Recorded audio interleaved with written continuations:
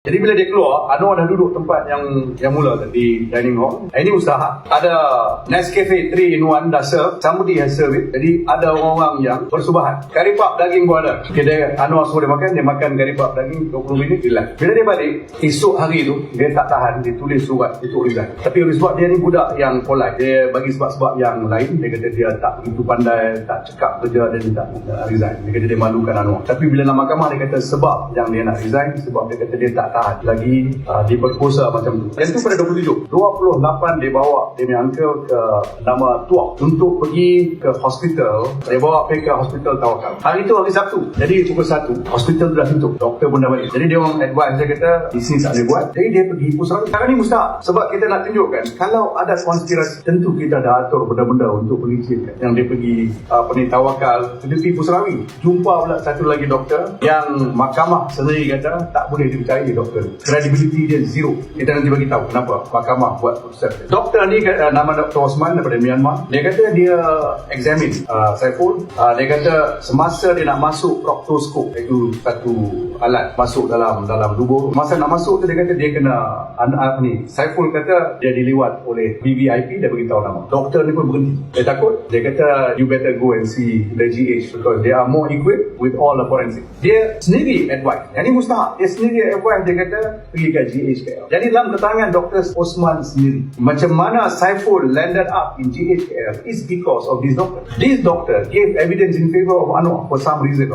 Jadi kalau nak katakan konspirasi, how does this work? We don't understand. So he landed up in GHKL pukul 3.30. Saiful finally was examined at 9:30 at night. Sebab protokol dalam GHKL, dia kena register, dia kena buat police report dan sebagainya. Jadi kita tanya soalan, kalaulah konspirasi, takkanlah budak ni torture sampai 3.30 3 doctors examine, sebab the minute they heard nama Anwar, dia kata we better take care of the way we do this, must do it properly. Kedua doktor Melayu, semuanya pakar, dan satu doktor Cina juga pakar, dan satu perempuan, doktor perempuan yang membuat preliminary notation note. Jadi 4 doktor semua. Pada hari tersebut, iaitu pada 28 di Pusat Krisis Sehenti, iaitu OSCC 3.30, Dr. Khairul Nizam Hassan, Dr. Muhammad Razali Ibrahim dan Dr. Xiu Feng buat examination. Bila dia orang buat examination, cerita Saiful ni dengarin, dia diambil swab daripada puting yang dimanakan Anwar, dia kata mencubit-cubit. Jadi Anwar punya DNA mungkin ada di situ, dia ambil swab. Daripada dalam tubuh pula, dia keluarkan upper rectum 4 cm, 2 swab dia keluarkan. Masuk ke dalam botol,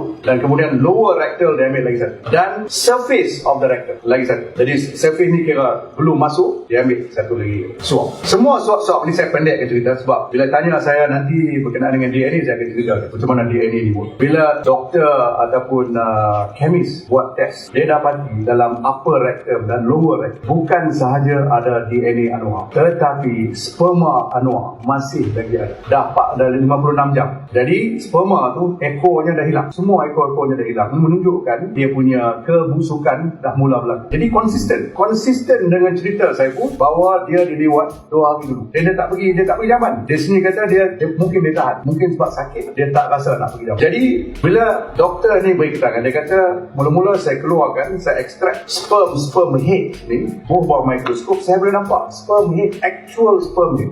Dia katakan ekornya dah hilang, saya explode each one of the head, extract the DNA, kita check, yang tu yang dikatakan male white. Jadi siapa male white kita tak tahu, sebab dalam negeri kita ni, kita one of the most liberal. We don't make it compulsory for anybody who's arrested to give his DNA sample. He can refuse. Jadi Anwar refuse, tak bagi dia DNA. Jadi kita cari mana DNA Anwar yang kita nak compare. Bila kita dapat kepastian bahawa Anwar cerita ni, yang tuduhan ni amat hukum, Anwar ditangkap 3 minggu selepas. Sebelum Anwar ditangkap, male white examination ni dah keluar. Result dia memang dah diperoleh. Hanya kita tak tahu siapa dia male white. Anwar dimasukkan dalam lokap untuk semalam. Bila dia masuk, dia bawa satu mineral water. Dia tengah minum. Dan dia masuk, ada lagi. Dan dia bawa 2 towel yang diberikan oleh isteri dia, medium size. Dia bawa masuk. Tetapi standard issue dalam lokap ialah dia bagi satu good morning towel, dia bagi satu brus gigi, satu ubat gigi. Semuanya bungkus dalam plastik sterilize. Berikan kepada Anwar ambil. Anwar buka dan pakai good morning towel, pakai toothbrush, pakai pakai toothpaste everything, masuk towel dia sendiri dan minum sampai habis mineral water. Jadi bila dia keluar, dia hanya ambil towel dia yang diberikan oleh aslinya, dia keluar. Siapa pun kata kat dia jangan ambil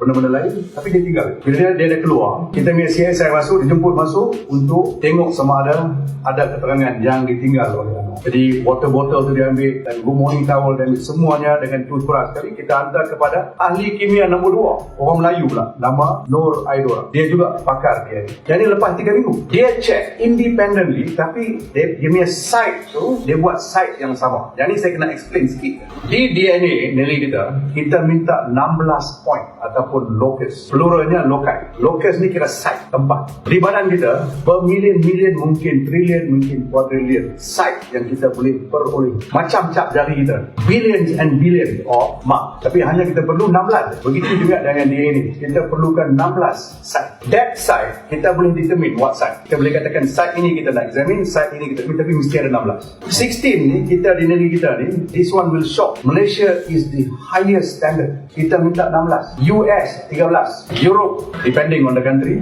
8 hingga 12. Australia 9. Okay? Kita 16 yang paling tinggi standard. Daripada mula DNA sistem kita sampai ke 16 yang paling tinggi. Dan semua authority DNA kata kita harus berhijrah kepada 16 point sistem sebab ia yang paling selamat. Jadi bila Nur Aidora juga ambil site yang sama, check DNA di benda-benda ni, dia juga dapati male Y, dan bila dia compare male Y reading dengan male Y reading doktor pertama, it matches. Jadi kita tahu segala tuala good morning towel, toothbrush hanya digunakan oleh Anwar sebab dia buka daripada plastik habis, dia letak merata-rata tempat, minuman dia, air liur dan semua. Jadi that's how we prove that it is Anwar punya DNA di dalam tubuh Saiful. Katakanlah ada konspirasi, kita nak tanya, kalau macam mana konspirasi paling baik pun, macam mana Anwar punya sperma ada dalam tubuh Saiful? Jadi our konspirasi must be fantastic sebab Anwar tak kata disimpan dia punya sperma dalam bank ke mana, tak kata. Jadi soalan pokok, di mana kita boleh peroleh benda. That's the issue. Itu sebabnya dia tak berani masuk dalam fakta. Kalau dia masuk dalam fakta, dia buat cerita macam-macam. Dia kata cara analisis, cara penghantaran eksibit-eksibit ini tidak begitu bagus, maka ada tercemarnya eksibit. Walhal tidak langsung ada tercemarnya eksibit-eksibit. That is the most solid evidence on DNA. You cannot get better than that. Dua lagi perkara yang mustahak sebelum saya berhenti supaya soalan kita boleh buat. Bila beliau dipanggil untuk membela diri, dia dah soal kepada Saiful 7 hari berturut-turut. Jarang kita cross examine orang 7 hari. Tapi bila Anwar dipanggil untuk bela diri, dia tak masuk langganang saksi untuk disoal balas. Dia buat statement daripada accused ni dog. Jadi dia tak boleh disoal balas. Kita ada 3 macam. Satu, kita diam diri. Satu, kita bagi keterangan bersumpah di mana kita boleh disoal balas. Yang itu biasa. Yang lagi satu, kita duduk tempat di mana kita dituduh, kita cakap apa suka yang kita cakap. Orang tak boleh soal balas. Anwar ambil yang tak boleh disoal balas. Dan dia langsung tidak gunakan dia punya defense of alibi yang 13 orang. Seorang pun dia tak bagi. Isteri dia pun tak bagi. Hasanuddin dia tak bagi. Siapa pun tak. Dan dalam keterangan dia, sungguh pun tak bersumpah. Memang tak ada value banyak. Sikit pun dia tak kata berkenaan dengan alibi. Dia hanya kata ini semua konspirasi dan konspirasi. Ini amat mustahak. Jadi alibi tak pakai, statement berbentuk. Yang ni saya rasa secara dasar mahkamah boleh buat keputusan dengan begitu jelas. Tak ada apa-apa ragu-ragu lagi.